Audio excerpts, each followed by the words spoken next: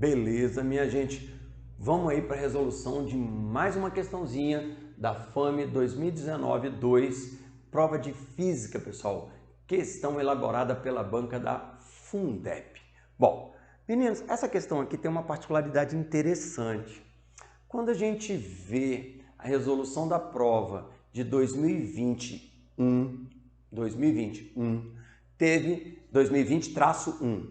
Nós tivemos uma questão ali que foi muito parecida com essa, muito parecida. Aquela um pouco mais difícil, essa um pouco mais fácil, mas mesmo meio que cobrando algo muito semelhante, tá? Então você percebe uma certa repetição do que eles acham importante para colocar numa prova, tá? Então vamos lá. João detectou em seu escritório um problema com a fiação, uma vez que o prédio havia sido construído há muitos anos, quando não haviam tantos aparelhos. Por essa razão, resolveu reformar e substituir toda a fiação.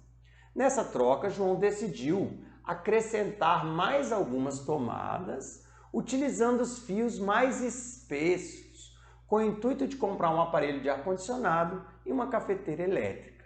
Então repara que João vai aumentar o número de equipamentos lá da sala dele.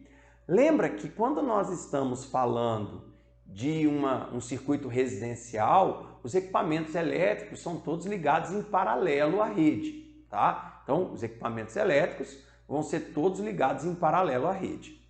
E o que João fez? Como ele ia aumentar o número de equipamentos em paralelo, ele tirou a fiação antiga e botou fios mais espessos. Massa! Aí ele fala, esse procedimento se justifica e deve ser acompanhado de uma troca de um disjuntor? Olha só, pessoal, realmente nem sei se justifica ou não, mas toda troca de condutor tem que ser acompanhada da troca do disjuntor e vice-versa. Por quê?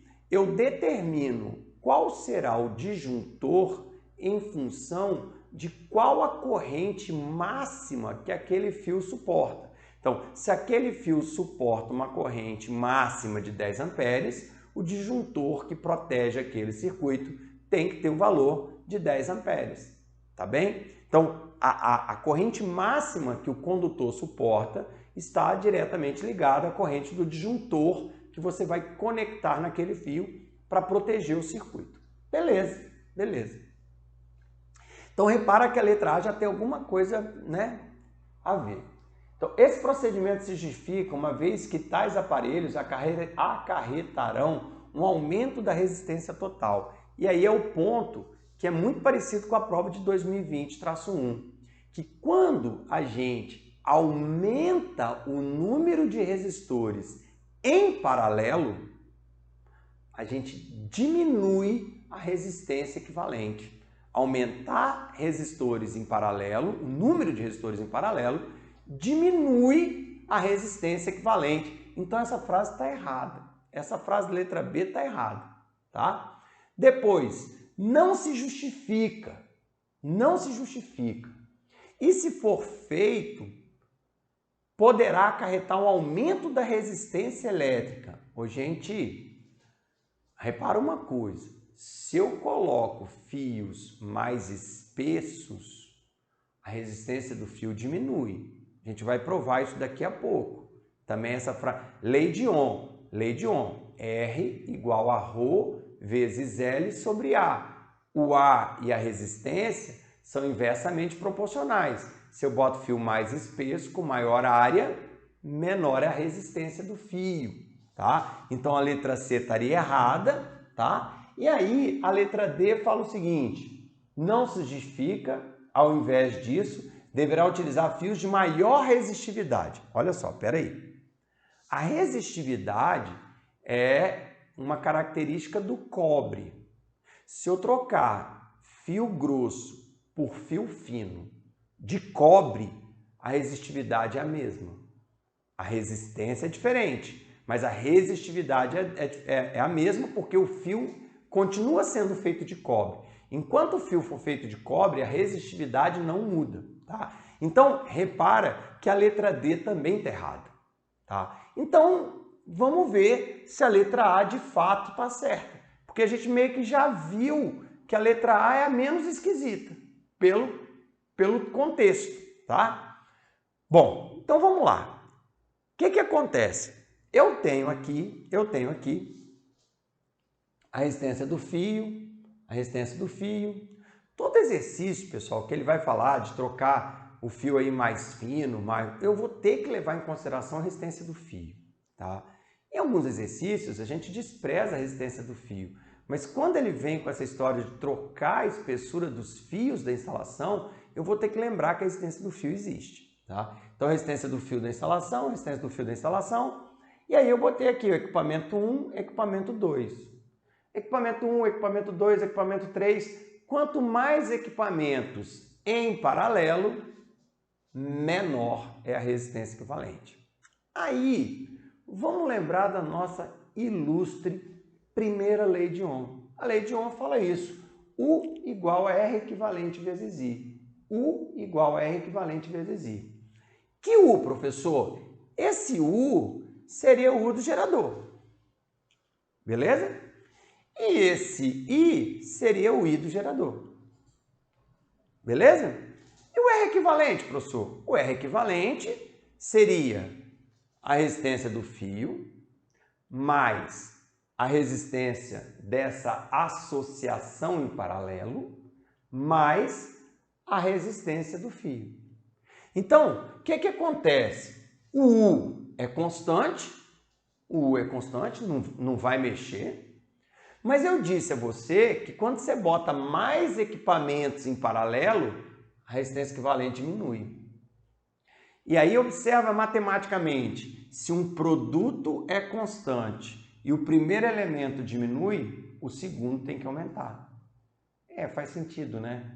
Se tinha um resistor, vinha 1 ampere. Se tinha outro resistor, mais outro ampere, mais outro ampere. Quanto mais equipamentos eu colocar, mais corrente eu vou pedir da minha fonte.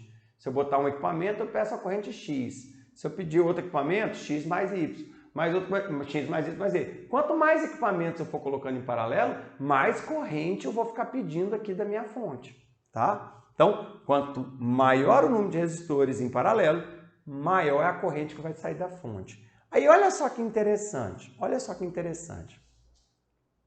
A potência dissipada no fio, a potência dissipada na resistência do fio seria R vezes I ao quadrado. O que acontece? Essa potência ela é mantida constante. Essa potência ela fica sempre o mais baixo possível. Eu quero que essa potência não mexa. Eu não quero mudar essa potência, eu quero que ela seja a menor possível. E aí olha só que interessante. Se essa potência não vai mexer naquilo que a corrente aumenta, a resistência do fio tem que baixar. Então, quanto mais equipamentos em paralelo eu colocar, maior vai ser a corrente. Para compensar o crescimento da corrente, eu tenho que diminuir a resistência do fio. Como é que diminui a resistência do fio, professor? Repara, a resistividade não tem o que mexer. O comprimento do fio não adianta, o fio tem que sair lá da onde está e chegar aqui no equipamento. Comprimento do fio não tem como fazer milagre. Comprimento do fio não vai ter como mexer. Então, a única forma de eu mexer vai ser o quê? Diminuir a resistência. Aumentar a área. Então, deixar de usar um fio fino, usar um fio grosso. Tudo bem? Então, aumentar a área, comprar um fio mais grosso para compensar o aumento da corrente. Show!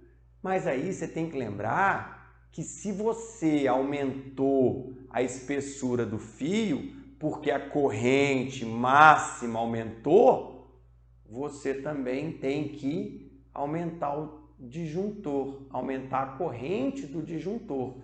Então você tem que trocar o fio e o disjuntor.